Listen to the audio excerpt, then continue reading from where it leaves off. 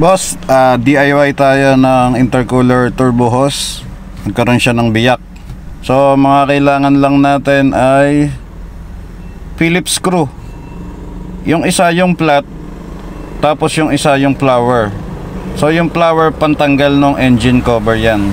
Pero dito sa intercooler turbo hose, ang ginamit ko dyan ay flat screw.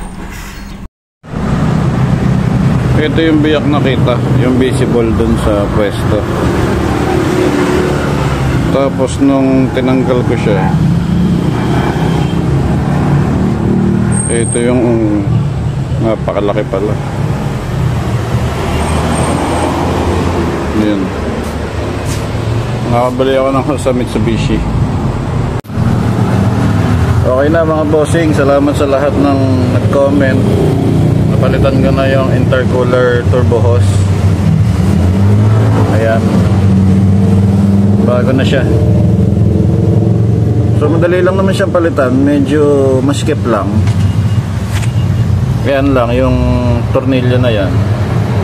Saka yan tornilyo na yan, ang clamp. Ito. Yan lang, yung dalawa na yun. So nabebend naman pala yung hose, kaya nadudukot naman siya. Pero tinanggal ko yung engine cover kasi mahirap pihitin yun kapag may takip. Linisin ko na din.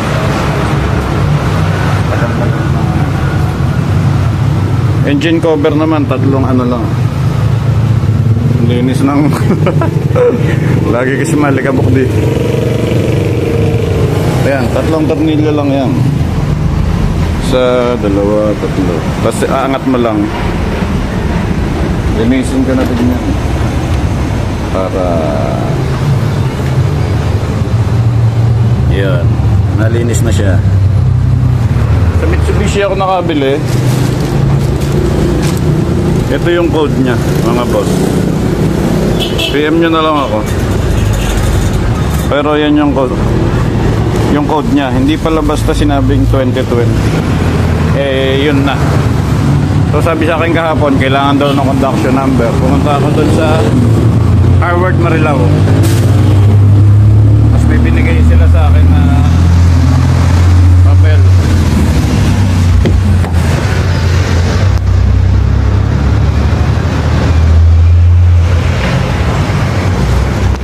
Naitapon ko na yata.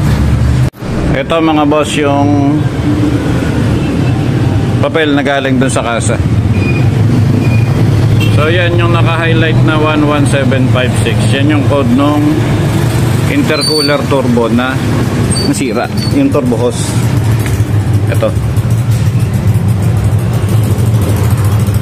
Yan yung code nya. So meron yatang, hindi ko alam kung ewan ko kasan yun, pero ito siya. Ito yung pinalitan. Kasi ito bakal to. Yan boss.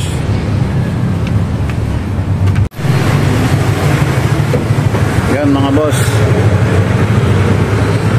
nahigpitan ko na din siya. Pag binabalik nyo nga pala siya, ingatan nyo to kasi malulutong yan. Yung mga ito, malulutong yan. Pagka natamaan ng braso mo yan at naputol, magpapalit ka na ng buong ganyan.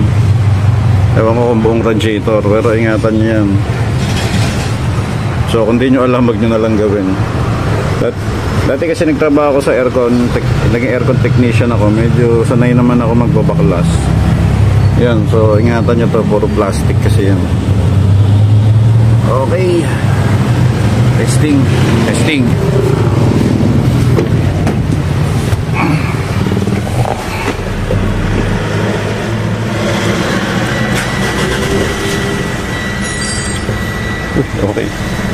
Okay naman.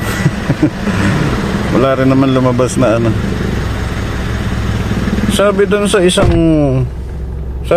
isang nabasa ko, may lalabas daw na check engine kapag merong nasira yung intercooler turbo hose. Pero dito sa akin wala naman.